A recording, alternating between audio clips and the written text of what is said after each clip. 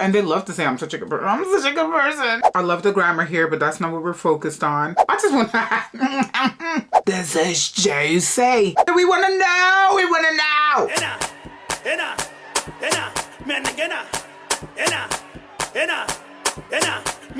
Hey you guys, it's your girl Djena. Welcome back to my channel. We have a juicy story about friendships. Today we learn that friendships can be messy. If you feel like you've gone through this before, you could relate to this, or you just want to know more, if you're like me and you nosy, sit tight and get ready for this. And if you haven't already done so, go on and subscribe to your girl's channel. Come on now. Let's get into Lorraine's story. Hey guys, so I feel like I'm not really a story time person, but I feel like when God's helped you through a very difficult situation, I feel like it's important to kind of like testify about it, you know, because you just don't know who you could be helping. And like I said, if God's brought you through it, like how can you not talk about it? Speak what's on your chest, sis. Tell us all about it. We want to know. We want to know. So it's been 1 year since this situation happened to me, which was basically where I found out a lot of people that I thought was my friends, that I was close with, actually were not. So yeah, I'm trying to think of how I'm even going to start the story because there's just so many layers. It's such a long situation. I feel like I'm going to have to do it in different parts. So let me start from the start. There was a group of us, 3 of us, let's call us the 3 Musketeers, and there was me, A and B. Let's just say A and B. A being the boy, B being the girl. So, you know, I was the person that kind of brought A and B together. Like, I was always that friend that enjoyed bringing friends together. And that's one thing I can say that I've now learned I would never ever do, purely because I've realized not everybody knows their boundaries. Like with me, I can be cool with somebody that my friends introduced me to, but in the back of my head I'm always going to know, yeah, I only know so and so through that person. That's just how I am anyway, but not everybody knows boundaries. So anyway, you know, for a couple of years it was like this 3 Musketeers group and it was going fine. I'd say at the start though, A, the boy, B being the girl, he wasn't very fond of B. He just wasn't very fond of her. Like, I don't know, I just feel like he just wasn't very keen. And, you know, I was just like, yeah, you know, she's cool. Like, you know, once you get to know her, then, you know, he finally took a liking to her. Cool, the friendship group's running smooth for those couple of years. Fast forward years down the line now. I'd say 2021, when I had my daughter, you know, I kind of noticed things now that I look back, but at the time I didn't really notice it. Like A and B would be hanging out a bit more, but I never had an issue with it because I'm not going to think that when I'm not in the presence of A and B, I'm topic of conversation basically. Let me give you a bit more of a backstory on B, the girl. She wasn't from the West Midlands originally, from London, came down here to study, ended up staying, whatever. Integrated B with a lot of my people, a lot of my friends. We're talking cousins, family members, really involved, too involved. Like, B could come to my house whenever, be left alone in my house with nobody else there, like my family house. So that's how close we was. This person was once, you know, a significant role in my child's life and so on. So yeah, the year 2021, I noticed little things, but it wasn't a massive cause for concern. I'd say 2022 is when I noticed things, but I didn't really say anything because it didn't bother me too much. Now, I'm a person where, you see, if I've introduced you to someone and you guys start doing things without me, call me immature, call me petty, I don't care. It's weird when you start linking up and you're not inviting the person that's the link. I just think it's weird. So far, I agree with what she's saying, but I just feel like if you've introduced them and you guys have been friends for, I don't know, like 2-3 years, I think by 2-3 years, they're okay to go and do something together, just the two of them. Like you just said that you had a daughter and you're probably, you know, you're tied to some responsibilities and stuff, and they're free. So maybe, you know, they want to go get a drink or something. What do you guys think? All right, let's keep listening. Because why would you not want to? Do you know what I mean? So those were the first little signs. Fast forward now to 2023. That's when it really kind of all went down. Now, let me just say, I'm a person where I can hold myself accountable. So there may have been times where these individuals can say, you know what, Lorraine wasn't the best of friend to me, or, you know, there's certain things you could have done to improve, but talk to me about it. That's my thing. Don't sit and conspire around yourself and be smiling in my face, having private conversations, and you know that you've got issues. One thing I will say is, if you've got an issue with your friend, don't pick up the phone to call the next friend. Pick up the phone and call that person. And what I realised with these people is that there was a lot of talking about me, but not a lot of talking to me. So that was red flag number one. Now, this is kind of when it all went down. But I want to give you like a backstory of how I started to realise, you're a bit funny now. So, for example, I would share with B, the girl, like how much money I'd made from like my work, my business, not in a boastful way. The responses were very hateful, like, is that it? Now at the time, you know, I'm not deep in it and seeing it for who she really was. Like, it didn't come across as hated to me at the start, because I wouldn't have imagined this person to have these certain feelings towards me. But now when I look back at it, no, she was an outright hater.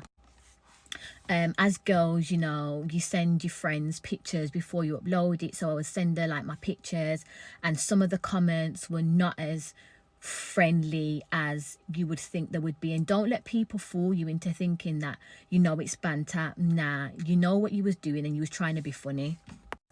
So it eventually got to a point where I thought, nah, something's going on. Like, I could feel this gut feeling that something was not right.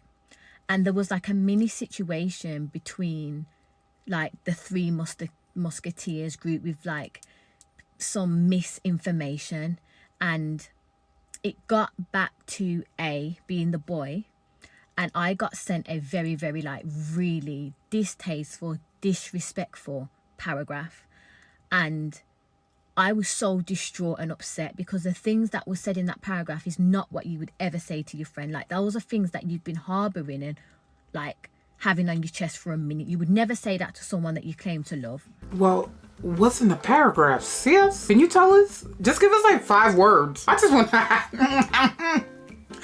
have an idea. So at this point, I'm obviously very, very upset about this. Called B, the girl, crying. But little did I know, B already knew that this paragraph was being sent, and was very much kikiing and ha-haing when it was being sent. So I'm basically crying on the shoulders of an enemy. Anyway, something just told me to kind of have a conversation with one of B's friends that weren't already connected to me. Because remember, this girl had links to everybody that I introduced her to. Like, she's like a leech. Like, family members you're leeching onto, you know, you're doing secret meetups, but I'll get onto that weird stuff. So I thought, let me speak to someone that knew her before me. So I contacted one of her friends. Bearing in mind, B and this person no longer speak, but this person still gave me good advice and was just like, I feel like you should have a conversation with her. So that's exactly what I went to do. So I remember it was an evening like this, and I thought, you know what, I'm going to go around to B's house. She doesn't live far from me, and I'm going to have a conversation with her. Not on any smoke. Like, my heart was basically on my sleeve. I wanted to speak to somebody who was once like my sister about how our friendship was. Boy. Lo and behold, before I could even have a conversation with B, I go to knock on the door, and this is how I know that I'm God's child, right? I go to knock on the door because what are the chances of this? And I hear B say my name. So she's on the phone to someone talking about me and running me down. So I'm like, all right, Lorraine, don't knock on the door straight away. Listen to what's being said. I could hear this girl talking the wickedest about me. Remember, this is somebody like my sister, my daughter's godmother at the time. Wicked stuff. A bass in her throat that I've never, ever once heard in my life. Like, when I would speak to her, she would act like she couldn't even form a sentence. Like, honestly. But when you're on the phone talking about me and running me down, you're as fluent as can be. So yeah, let me get on to the next part and how it went real left. Oh my word. This is juicy. This is juicy. I love her accent so much. I live in the Midlands. I love her accent. Right away, the situation is giving me jealousy. It's giving me infatuation. Let me jot that down because I'm taking notes, right? It's giving the girl wants to be like you. And possibly that the girl is in love with you. But okay, let's go to the next video. So guys, part 2. I think we left off at the point where I heard this person who was once like a sister to me talking so ill of me, and I found out she was talking ill of me to A, being the boy that I was friends with also. Now, I don't know word for word what was being said, but a few... I'm sorry, you guys. I have to interrupt this because I'm not digging these earrings. I don't know, like, these earrings are making me feel like I look like somebody's Aunt Bertha. I don't know why. Is it me, Jesus? Is it me? This is like, these earrings are just not doing anything for me. I feel like that would look better if my hair was like in a bun all the way slicked back and all I had was my face forward. Or maybe if I had like a black eyeliner. But as it stands, I don't think it's doing anything for me. Now, I don't know word for word what was being said, but a few weeks ago, A, being the boy, reached out to me and we had a conversation, and he basically filled me in on certain things and basically said that B wasn't happy about certain things. And I said, okay, fair enough, but why is she so comfortable to talk to you about it? And obviously he agreed and said, like, you know, there was too many occasions where, you know, B would come to me and talk about you to me and not to you, basically. Like, you can have an issue with your friend because that's what friendships are about. Like, no friendship's just going to be smooth and easy sailing. But where it gets a bit techie is when you're not saying the issues to your friend and you're saying it to everybody else but the friend, adding your little spice and getting personal, running them down, whatever, but not bringing these matters to them. She was talking about things to do with like a nail tech that we went to, like how she would tell the nail tech not to work with me, like just little things like that. And I was shocked. There was just so much vim in her throat, and it was a shock to me because it was just like, who are you? Like, I've been friends with you for how many years and I've never heard this bass in your throat. And let me be very clear, I actually had to once tell B, like, yo, you're a yes girl. Like, I can't have girls like you around me. You need to have a voice. So before anybody says, like, do you feel like your personality overpowered? Nah, because I definitely had a conversation with B very early on to our friendship. Like, you're a yes girl. I cannot have friends like you around. So anyway, now you can imagine how I felt hearing somebody that you had so much care for, you know, you trusted with your child, that was around your family, speaking so ill.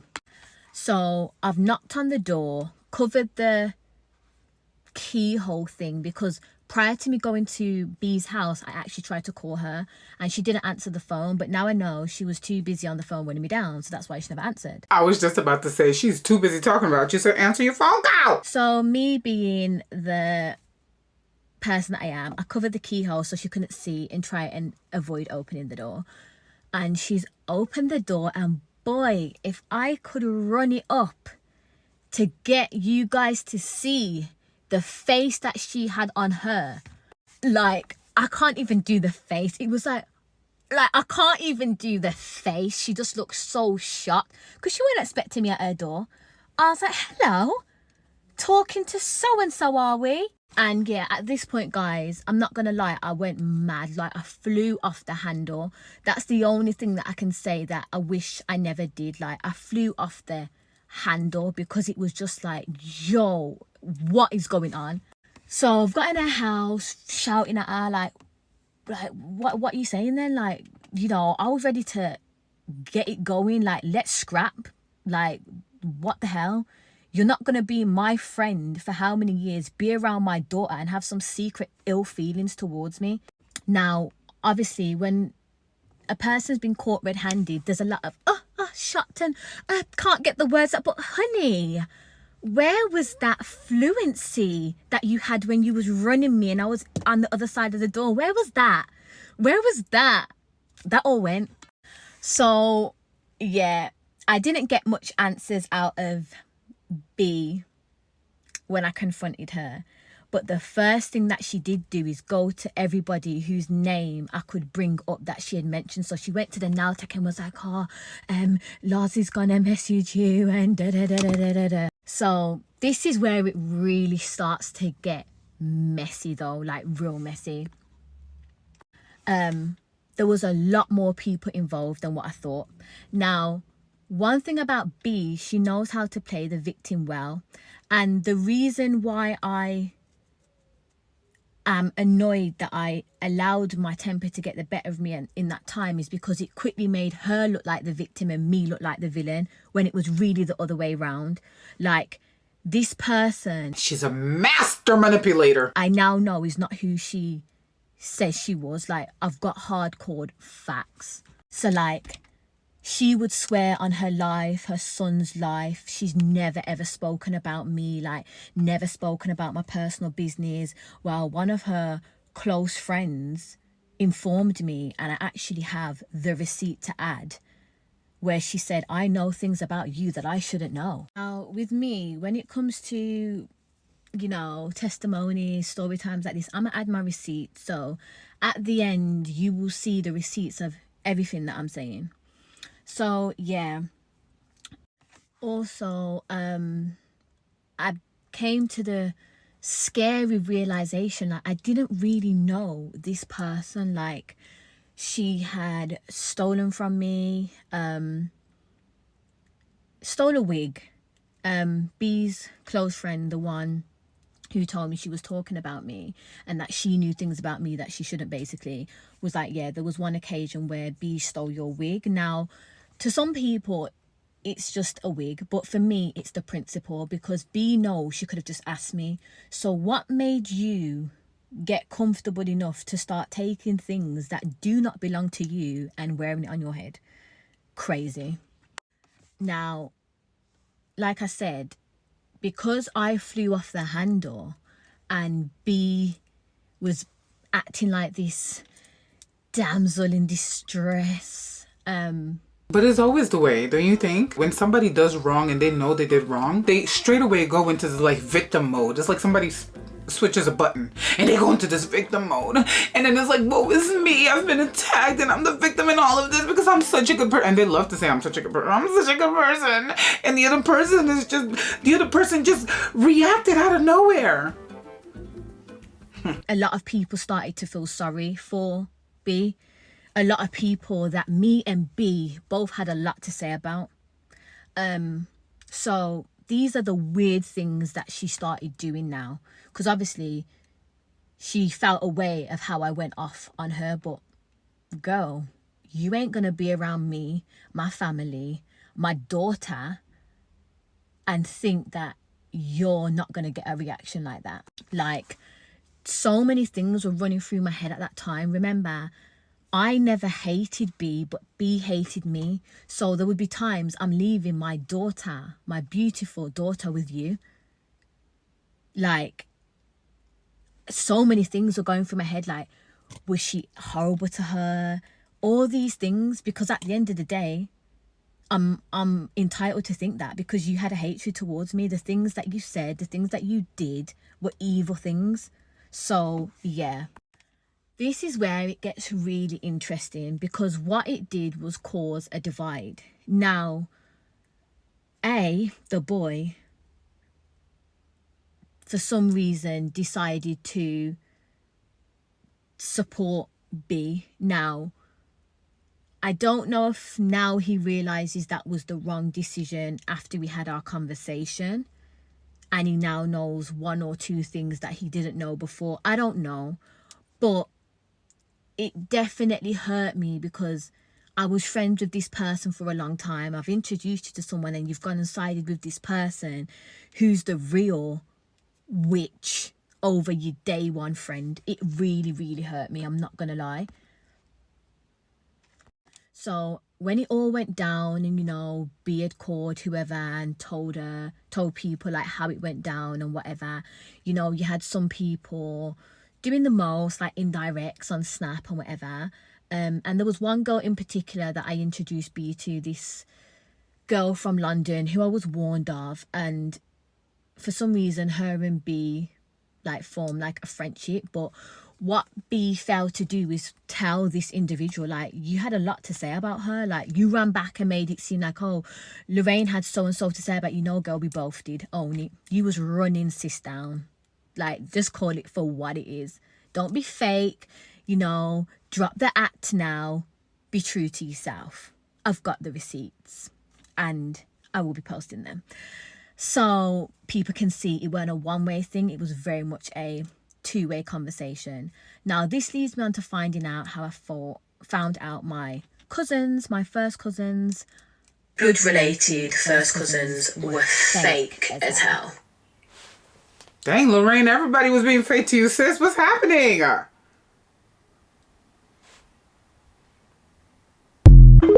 You guys, and the plot thickens. Now there are other people who are turning against her. Now her family's turning against her. So B must be so good at her manipulation techniques and antics. Or, allow me to play devil's advocate, something about Lorraine is giving common denominator. But she strikes me as someone that's quite frank, you know, quite direct, quite honest. I don't know why, but that's the energy I'm getting off of her. But I just feel like there are a lot of people who are turning on her. So let's hear a little bit more and see where this goes. I'm a little concerned. So guys, if you've been following this story, this is now part 3 of how I found out I was surrounded around the fakest people. So I think I left off with receipts just to show you guys, like, I'm not capping about anything that I said. And yeah, so part 3 was basically me finding out that my cousins were fake as hell. I've been knowing that they've been a bit sketchy. Like, I don't know what it is about the dad's side of the family, but something ain't wired up right. Like, loyalty does not... It's always your daddy's side of the family. Well, not always, but 6.5 times out of 10, it's your dad's side of the family. Not run through the dad's side of the family.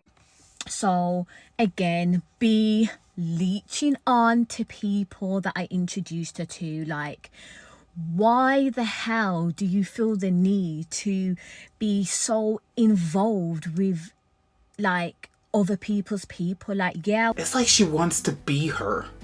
Don't you guys feel like this is like a Twilight Zone situation?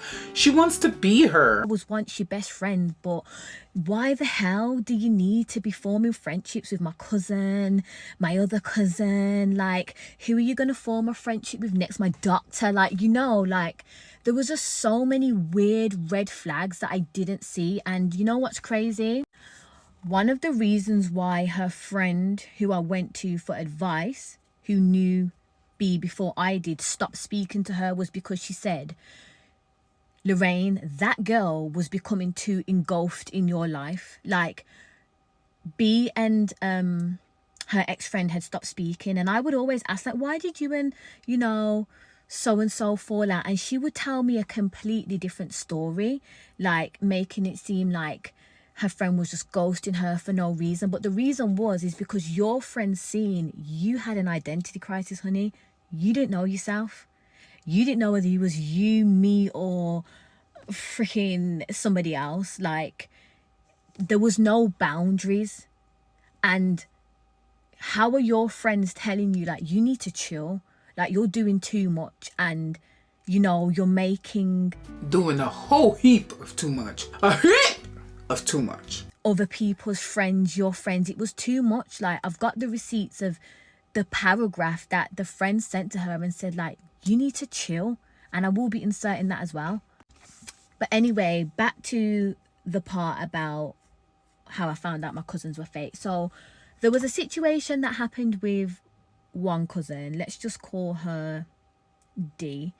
And prior to this situation happening, I had already kind of locked her off, because D is somebody that she's always been a little weirdo, but like, I would never have thought she would have done what she did. So, you know, like how you talk to your cousins, like we all gossip and talk, do you know what I mean? But I'm never going to run and contact my cousin's friends that I know she's spoken about and say, oh, did you know that Dee said this? I'm not like that. But she knows that I could, but this is where me and her are not built the same. So she basically had no loyalty to me, and D and B were on the phone way more than what they should. At the end of the day, like, this is my cousin. Like, why are you and my cousin so close-knit? It was very, very weird. And what kind of stood out to me is when B told me that my cousin was coming down to visit her son, but not her own blood cousin, which is my daughter. So you was ready to go and visit my best friend's son at the time, who lives round the corner from your blood cousin's daughter's house, and you wasn't going to visit her. Weird. But we now know why they was doing that.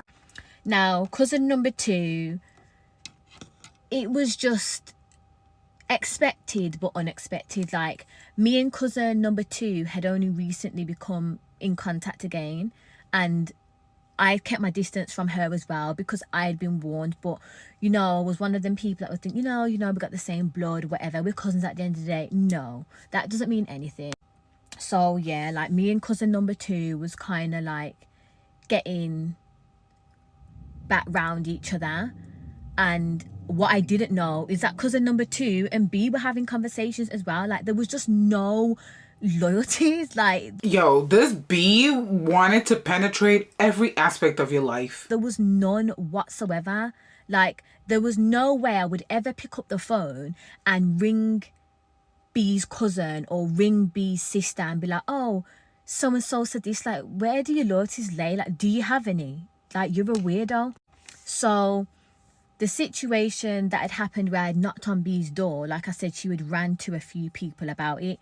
One of the people that she ran to was cousin number 2. We'll call her S. She ran to cousin number 2 saying, oh my gosh, like, your cousin's scum. She's scum. They're saying this to my blood cousin, you know. Now, I still had my blood cousin on Snapchat at this time, and she had not checked in on me, not once. So I knew straight away, yeah, something's dodgy here. So I tested the waters, right? And I thought, let me see how fake this girl can be. So I messaged her normal, like, hey cuz, like, you're right, bearing in mind I'd got hold of a conversation that B and her were having about me probably like an hour prior to me messaging her. I will put the receipts in there as well with that conversation of them two running me down. So I'm talking to S normally, just testing the waters to see, like, are you going to keep it real? Are you just going to be the fake ass girl that you are? She didn't pass the test. Of course, she was fake. I messaged her like, cuz, like, you're right. She's like, yeah, I'm good, cuz, how are you? Guys, I said, listen, cut the BS right now. I know what you've been saying. What do you mean? What do you mean? I sent her back the conversation. I said, you're sick. You are mad. I said, how are you, my blood cousin? You come round to my house, 3 days prior to that? Yeah. And you're sitting there running me down to my best friend, my blood cousin. Guys, I'm so passionate about it because I couldn't believe it. I was in shock. This girl was at my house like 3 or 4 days before. She had dropped B home. So who can you imagine what type of conversation they was having? But this was before everything had like unraveled. So now I know, like, at times when my cousin would drop B home, which is round the corner, they were probably talking about me from there. She didn't know what to say, because what can you say? You had been caught red-handed. I said, listen, you can never, ever speak to me. Like, I cussed her the hell out. So, you know, be gone with her and be gone with the other one. But what started to concern me, and again just show me why B was such a weirdo, was like, we've stopped speaking and you are there going on secret link-ups and meetings with my cousins. Like, what is that about? What is that about? Like, I've heard of people forming a group. But who do we blame then? Do we blame the best friend, or do we blame the cousins? Or do we blame them all? Burn them all at the stake. Okay, keep going. And you being the subject because there's a disliking towards you, but to go to family members and that, like, you're too nuff. You are a weirdo. Now, there's just so many other elements to be like. I didn't know her life, but she wanted to know every detail about mine. That's red flag number 1. Sometimes you do come across relationships where it's centered based on one person, because that person is so self-centered they don't realize that they're not making space for the other person to open up. But if in this case Lorraine inquired into B's background, into her life, into her family and such, and B just always, like, I don't know, like deviated the question or turned the subject back onto Lorraine, like, that's dodgy for me. Let's keep going. And like I said, she swore in her life that she never spoke about my personal business, because obviously I'm more out there than what she is. So there's things like in my personal life, you know, to do with like the father of my child that she would know, and swear to God she's never spoke to anyone about it. But her friends were able to recite everything back to me. But again, remember, she swore in her son's life she never said any of these things. So yeah, really, really scary. So that was upsetting. And yeah, like, it just made me realize, like, wow, people are really, really scary. Also, back to A and B, the boy, like, there was chats that they were having way before this situation had happened, like, where they were just talking very ill of me. Like, you just wouldn't talk about your friend like that. It was not nice. And I feel like for a long time I've kept my mouth quiet, because I knew there was going to be a day when I would tell my version of the story, which was the truth, and nothing but the truth. But I had the receipts.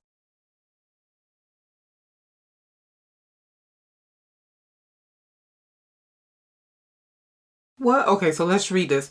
Last summer, when we all hang out with Lorraine here in London, how many times would I warn you to be your own self and not to forget who you are as an individual? I saw how too absorbed you was getting in the girl's life. I've warned you about this over and over after your baby shower. You even took the girl's friends and made them yours! And literally everything about Lorraine, such a very dangerous trait to ever have. You even, lucky... I love the grammar here, but that's not what we're focused on. You even lucky I didn't mention some of the shit you would talk about her to me. Her own friend is saying to her, take a chill pill, dude. Like, step back from reality. Oh, there goes gravity. Like, you're doing too much, B. You're doing too much. But she's still so absorbed and consumed with wanting to be with Lorraine or wanting to be Lorraine. So guys, if you've made it to part 4, then well done. I did say it was going to be a very long story, because it's Girl is long. Now to kind of recap on everything that I've shown you, like, don't get it twisted. I can talk about it now, but at the time it was not funny. Like, friendship breakups are hard anyway, but to know that there's 1, 2, 3, 4, 5, 6 people that I really need to lock off out of my life in a bulk was not something I was prepared for. Like, if somebody had said to me 2 years ago, you're no longer going to be friends with some of these people, I wouldn't have believed it, because I would have put my life on it that they were so loyal and genuine to me. But like I said, when you're in a situation, sometimes you don't see the signs and you don't see the red flags, and you really should. Now, there's other people, even as of recently, that I found out was involved in all of this, which is even more scary.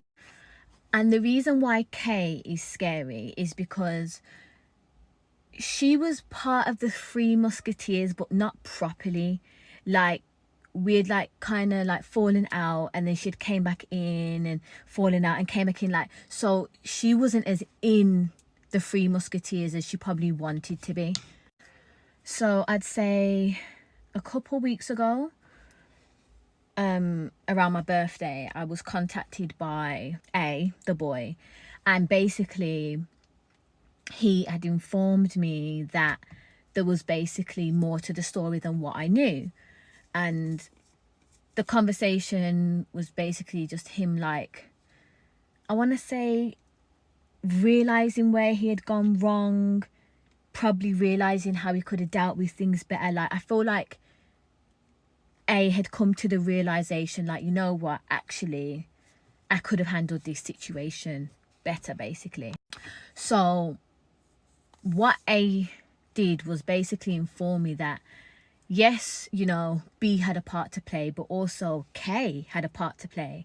Now, this is where it gets interesting, because up until a couple weeks ago, me and K were like this. Like, I was still kind of traumatized from what I had went through. So there would be certain conversations I would have with Kay, like, I can't believe that A and B did this to me, and whatever. I'm so glad I have them out of my life. And she was like, yes, sis, like, those people are fake. Like, they're not good for you. Like, you, like, deserve so much better. Like, God took you out of that for a reason. Like, they were never genuine to you. But boy, why did A tell me when we spoke on the phone that basically Kay was very much involved too? So Kay watched me go through my healing process, like being really like emotional, vulnerable when it came to like the topic of friends. Like, she witnessed my whole healing process, basically, or grieving process. Like, she witnessed it all. And she witnessed it knowing that she had a massive part to play and didn't say a word. So there was things that she knew that B, the girl, was going to do to me and didn't even tell me. Like, I mean, serious things. Like, we're talking postings on the internet about me that if she ever did, sis, she getting locked up, because that's illegal. Like, real evil stuff B was going to do, you know. I couldn't believe this. But what I couldn't believe is that Kay knew this information was around me, my daughter, hanging out with me. Like, I was there for her through very difficult times in her life. She knew all of this, had all of this, and didn't say anything. The excuse was, B had got into my head and told me that you had said things about me. Girl, don't play that. You've got a mouth. If you have a problem with anything, say it. Don't sit and pretend like you're one of the realest friends that I've got left, and you had a vital part to play. Like, how can you be so scary? And again, I now see the signs with Kay, how fake she was. Like, certain big red flags that I don't know whether I was blind or what tinted glasses I had on not to realise, like, she should have got cut off that day. I'll give you an example. When I first got into my relationship and I told her that my boyfriend had asked me to be his girlfriend, this is what sis said. Oh, sis, I'm happy for you, even if it doesn't last. Even if it doesn't last. Who says that? And I remember my boyfriend at the time saying to me, like, that girl is a weirdo. Like, that girl is not your friend. You know what though? I feel like I have said to people in the past, like, you know, you're going into this new venture with a new person. We all know that men be playing games. So enjoy the good times. Even if it doesn't last, just enjoy the good times. So now I wonder if the people that I said that to, if they thought that I was hating on them. Because I wasn't hating. I was saying, like, sis, these ninjas be acting up. So enjoy while, you know, enjoy it while it lasts, in the eventuality that it doesn't last, you know. But if it does last, that's what we want. At the end of the day, if I love you, I want the best for you. And if somebody's going to be treating you well, i.e. relationship, then I want that for you. But if it doesn't, enjoy the good times. I wonder if they think that I was hating on them. But remember, I'd had to cut off so many people. I wasn't trying to hear that somebody else was another fake friend. It was too much for my heart to take. Like, how much could somebody take? But he was right. And what's so crazy is that, you know, Kay would speak to my other friends, my actual real friends that I can say, yeah, like, they're real and they've got my back, and sit there and have so much negative opinions to say about A and B. But you was a part to play. And I remember the boy saying to me, I feel like I went wrong because I was everyone's voice instead of letting people say their own things to you. And it obviously, like, mashed up my friendship with A. And, you know, a lot of things happened that shouldn't have happened. So you can imagine, like, how I felt when I found out that up until very recently, this person was a fake ass, you know what, like. But I've got to a point in my life where I'm not even going to go too much on Kay, because I feel like, you know, when you want to react to someone but you look at their life and you're like, do you know what, I feel like your life's dealing with you enough as it is. I don't even need to say nothing. I'm at that point. Like, for me, that's a really big thing to do, because I can be quite reactive. But I've just got to a point in my life where I don't know if I've become desensitized. I don't know what it is, but sometimes I just look at people, I'm like, yeah, life's already dealing with you. I don't need to do anything. But the moral of this story time was to basically give people some advice. Like, you will go through periods in your life where you'll realize that people you thought was going to be in your life forever will not be. Unfortunately, some people are only around for a season, and that's fine.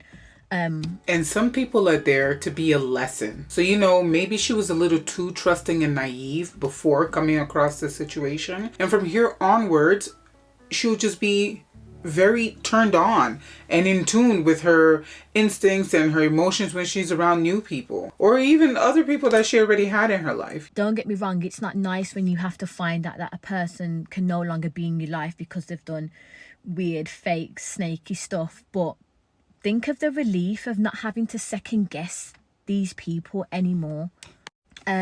What I will say is as well, like, discernment is like a big thing. And once you pray for discernment, once you say to God, like, Lord, reveal people who are not supposed to be in my life, it happens so swift. Like, you need to prepare yourself. Like, with those prayers come a lot of tears and heartbreak, because I feel like people don't talk about friendship breakups a lot. Like, it's so heartbreaking because your friends are like, I can't explain it. Like, you literally tell them everything. What I did anyway. Like, I wore my heart on my sleeve a lot when it came to friends, and I've had to realize now you can't do that. Like, the thing is, we tend to be apprehensive when we open up to romantic partners because we're not guaranteed that those partners will be with us for life. But when we form friendships are rare to end, or to end on a bad note.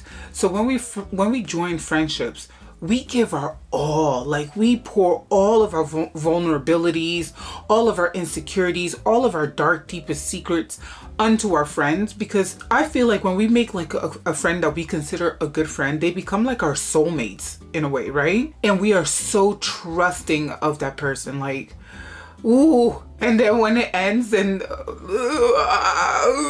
It's sad to think about. When it ends and they start throwing things in your face or they do snaky stuff like this to you, the level of heartbreak is incomparable. Like relationship heartbreaks, those are expected. You know, those are predictable. But friendship breakups, they hit a different part of your soul. You cannot do that. People come and go. Don't get too close to people. Do not overshare with people. Like, and this is something to this day I still have to tell myself, don't do too much. Because unfortunately, not everyone is your friend. Don't ignore the red flags. That's what I did. Like, I remember prior to this all happening, an account messaged me on Snapchat about B saying, you need to be careful of that girl. You know, like whenever I would post her on my Snapchat, she would always hide her face. And I feel like now I know she was hiding her face because you knew what you were saying about me to people. So it's like, I've got a big platform. People who you've been running me down to would be like, hold on a second.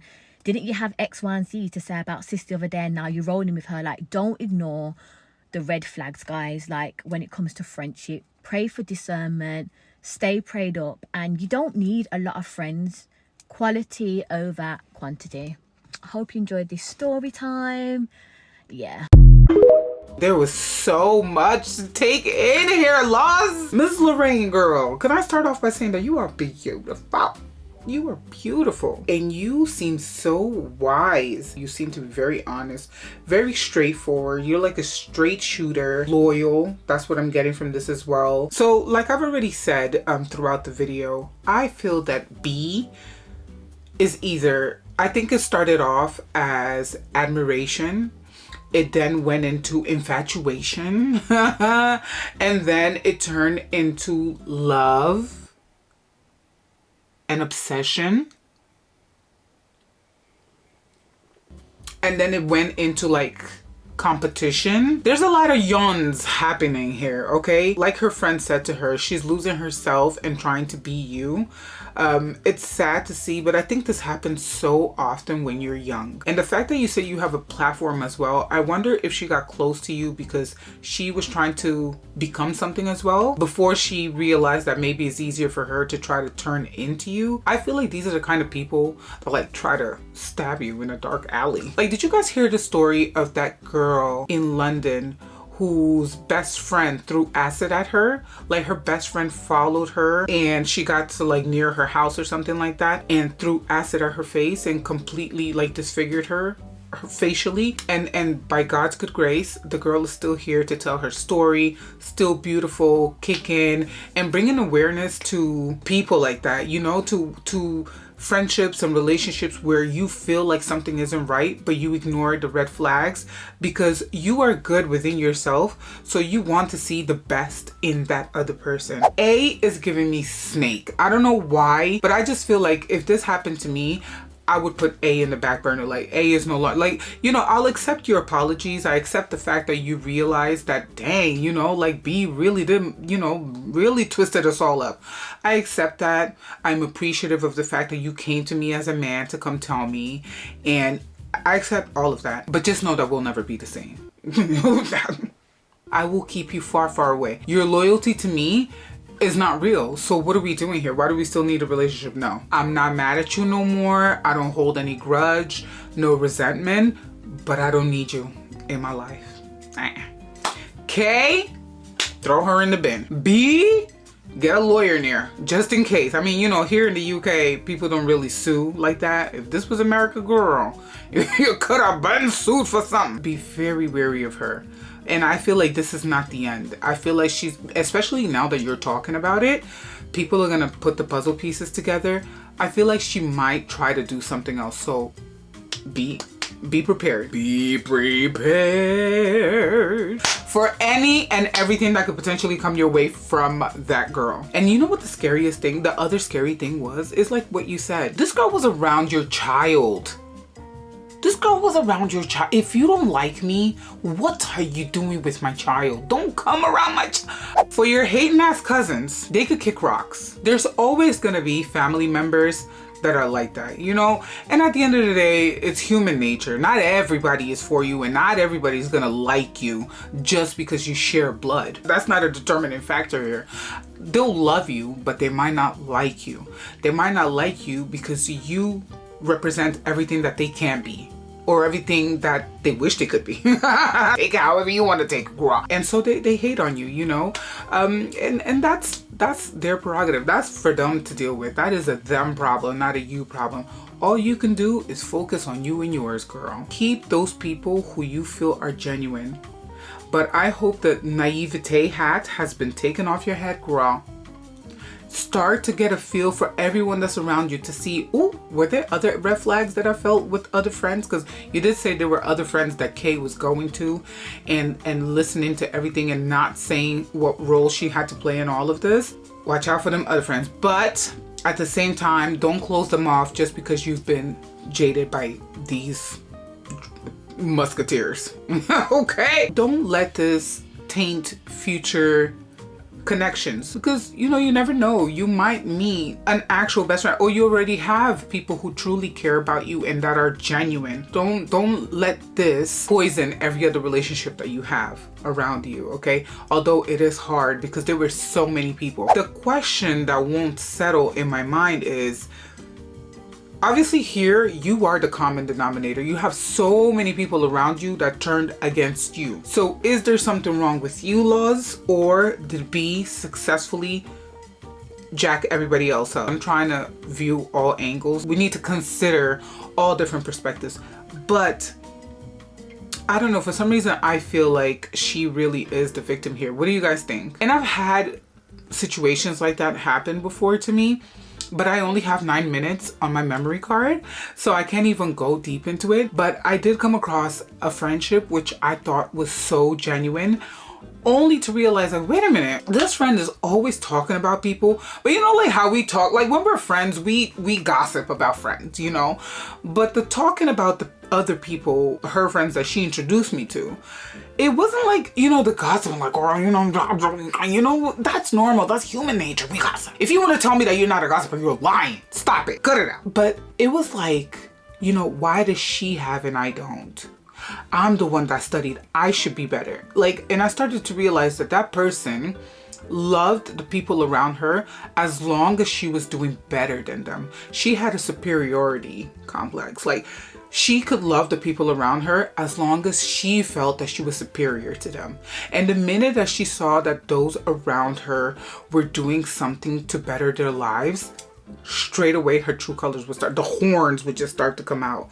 And that's when I realized, whoa, I don't think I can handle this. Like, I can handle a little gossip, because I'm a gossiper. You know, I've tried over the years. I try not to be that person. But if I have my close friends, I'm sorry. If I have something to say, I'm going to go and say it to my close friends. Because if I can't go and gossip, if I can't go to Bella Noches, then where the hell can I go? Well, damn, if you can't go to Bella Noches, where the hell could you go? I'm going to gossip with my friends because that's what friends are for.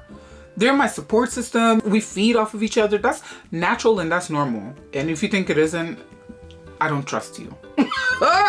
But when you start to envy those around you, to wish less on those around you, that's where the problems come in. That's where I started becoming very apprehensive of that person and everything she stood for. And that's when I started to fall back, including the fact that, like what you said with this girl, like I was getting information about her friends of things that I shouldn't know about. And then I tried to warn her friends, but they didn't want to listen to me. You know, I'm the one that's dramatic. You know, I'm the one that, you know, so they don't want to listen to me. So y'all can keep that friendship.